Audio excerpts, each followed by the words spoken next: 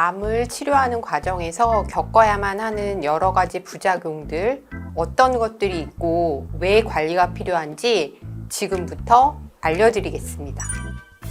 오늘은 항암 치료 중의 부작용과 그 관리의 필요성에 대한 이야기를 해보려고 합니다. 암, 즉 악성 종양은 인류의 수명이 늘어나고 문명이 발달하면서 환경의 오염과 각종 화학물질로 인한 독소, 신종 바이러스와 내성이 강해진 세균 등에 의해서 급증하고 있고요.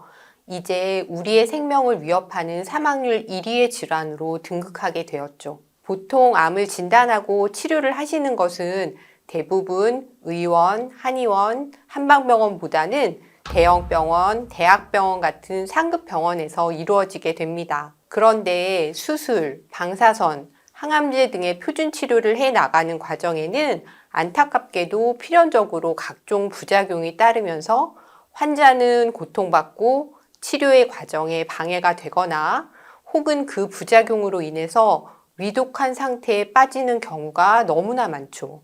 흔히 벼룩 잡다가 초과삼간을 태운다는 속담처럼 수술 후에 감염이나 유착, 방사선 치료나 항암제 약물의 정상세포에 대한 여러 가지 부작용으로 시달리는 환자의 고통을 딱 이런 식으로 비유할 수 있을 겁니다. 그렇다면 부작용은 최소화하고 항암의 효과를 극대화시키기 위해서는 어떻게 하는 것이 좋을까요?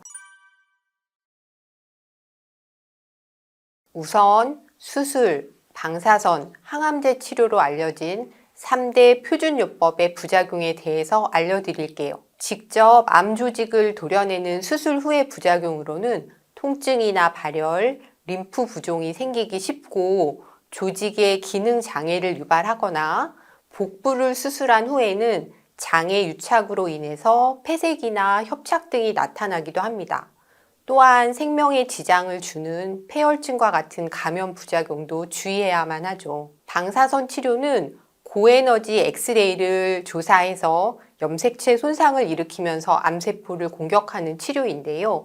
암세포뿐만 아니라 방사선을 쪼인 정상 조직에도 일시적인 손상을 미쳐 피부에 변화가 나타나고 소화기 점막에 손상을 입히면 식도염이나 오심, 구토, 설사를 유발할 수 있습니다. 또한 치료 회차가 거듭될수록 환자는 극심한 피로감과 소화불량을 겪으시는 경우가 많습니다. 가장 심각한 부작용은 항암 화학요법으로 인한 경우가 많습니다. 우선 1세대로 암세포를 직접 죽이는 세포 독성 항암제의 경우에는 마치 융단 폭격기처럼 암세포뿐만 아니라 우리 몸에서 빠른 속도로 재생되고 성장하는 정상세포에도 영향을 미치기 때문에 모근세포, 소화기 점막세포, 골수세포가 손상을 입게 되죠. 그래서 치료 후에 흔히 탈모가 일어나고 구내염, 구역 구토, 설사, 소화장애를 일으키기 쉽습니다.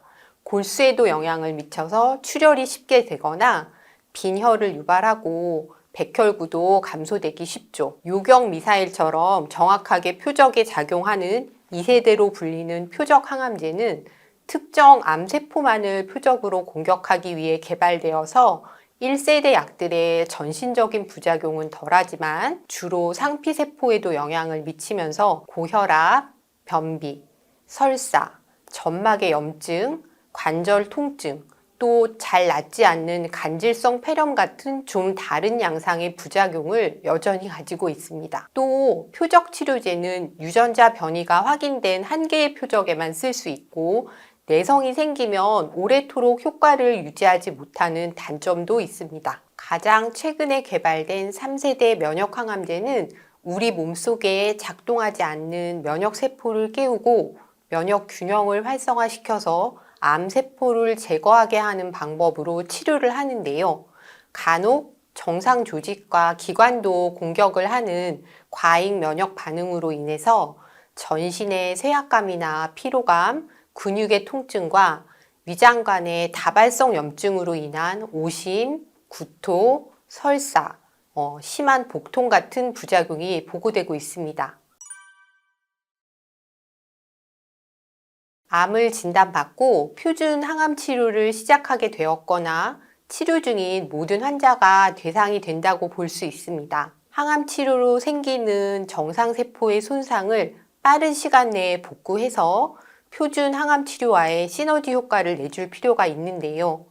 만약 정상세포의 회복 기능이 약한 환자, 특히 담적증후군으로 소화기가 굳어 있고 면역의 활성이 떨어진 환자들의 경우라면 오심, 구토, 소화불량, 식욕부진 같은 소화기 부작용 관리가 반드시 이루어져야 항암의 효과도 유지하고 스케줄에 맞게 다음 치료를 잘 이어갈 수 있습니다. 항암 치료의 가장 흔하고도 고통스러운 부작용이 바로 메스꺼움, 구역감, 전신쇠약으로 인한 악액질로 진행하면서 식사를 거의 못하게 되는 상태에 이르게 되는 것이기 때문에 관건은 항암 치료 중에 어떻게 소화 기능의 피해는 최소화하면서 유지해 나가는가에 있다고 보는 것이죠. 일단 체력이 된 상태에서라야 암세포를 파괴하는 항암 치료도 가능할 수가 있는 것입니다.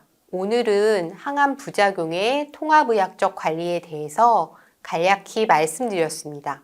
만약에 제가 말씀드린 내용이 도움이 되셨다면 좋아요와 구독 버튼 꼭 눌러주세요. 감사합니다.